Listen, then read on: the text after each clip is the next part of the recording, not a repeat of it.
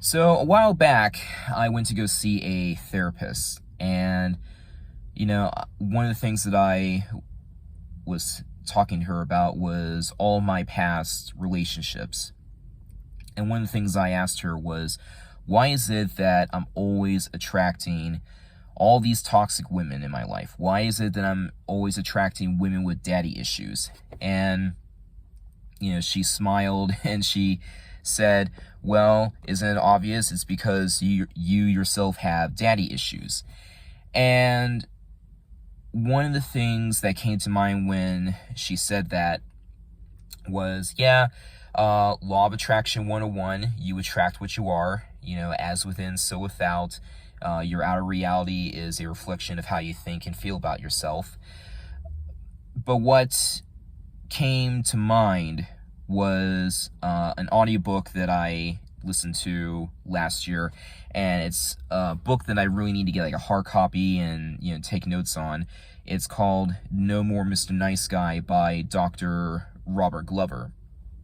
And in that book, Dr. Robert Glover talks about how the Mr. Nice Guy, he himself has daddy issues. A lot of times we think that nice guys have mommy issues, that they have the mother wound. Now that I think about it, that can be like a little true. I remembered many years ago, when I was a little boy, my parents were always fighting, always arguing, and at one point my dad actually had an affair with his secretary, and my mom knew about it. And my mom, I remember one day I walked into the family room. My mom was just sitting on the couch. She looked very sad, and she said to me, "Don't be like your father, Joe, be like me." Well, that, first off, you don't have to be like your mother, you don't have to be like your father, just be you. But that can be like another topic for another time.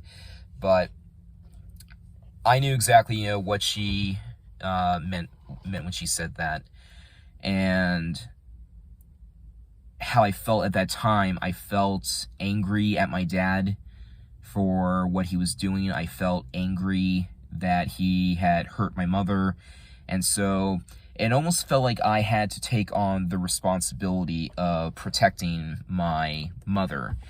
And that's one of the issues with the Mr. Nice Guy. The Mr. Nice Guy feels that he has to save the damsel in distress, that he has to save a woman whenever they're in distress.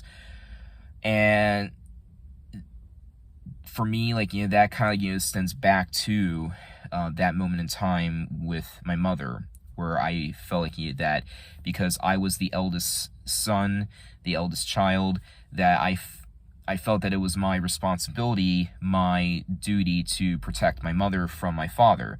I even had visions and fantasies of beating my father up, because at the time when I was a little boy, I was taking taekwondo classes, and so I always thought of beating my father up with my karate moves, and being my mother's day savior.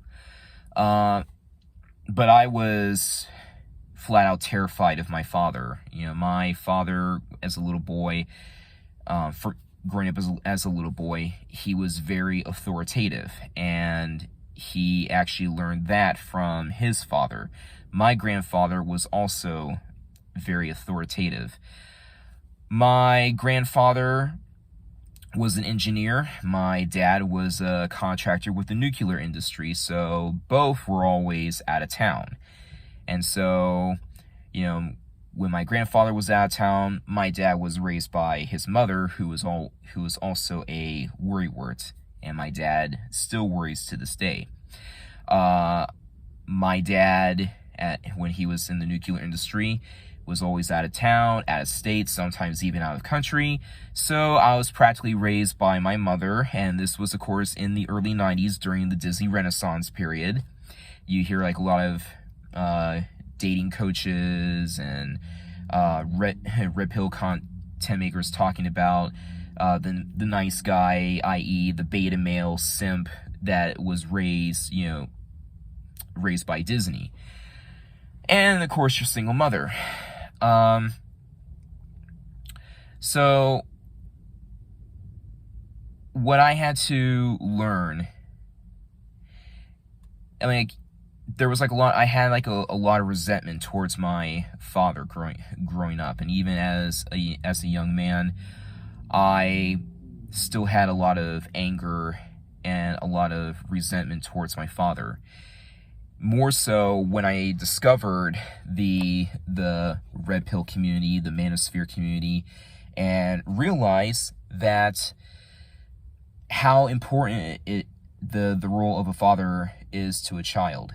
And I was more so angry and resentful at my dad for not teaching me how to be a man.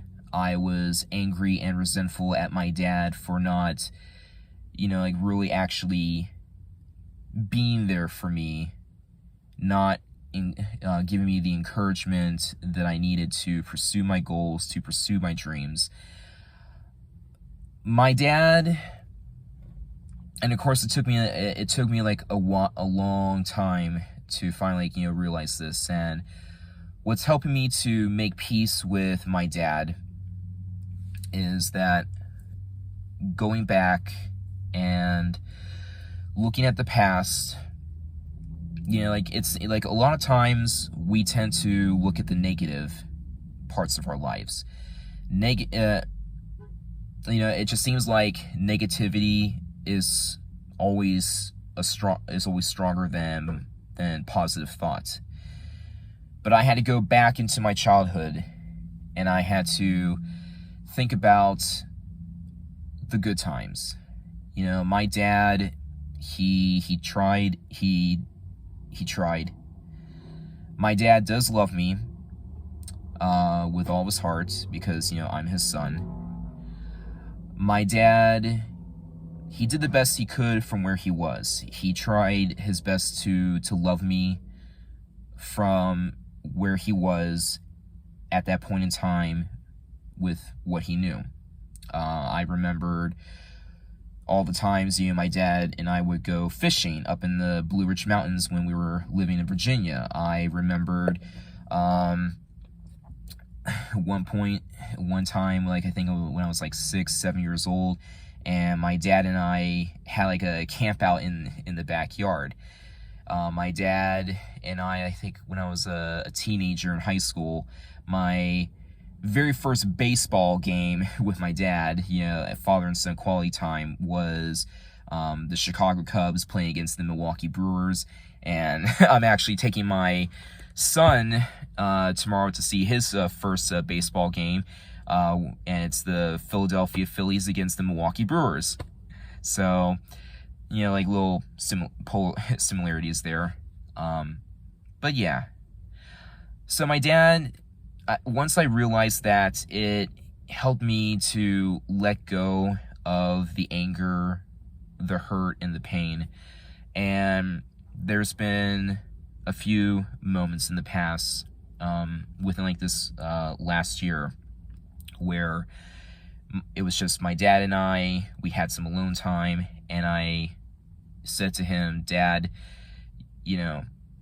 I know some of the things that you did when I was a little boy, they hurt me." And my dad, he acknowledged it. And I said, "Dad, I forgive you. You're my father. I love you, and nothing's going to change that." And, he started to break down and cry. We hugged, and that eased up quite a bit. Another topic for another video is, you know, why the nice guy, i.e. the people pleaser, is the way that he is.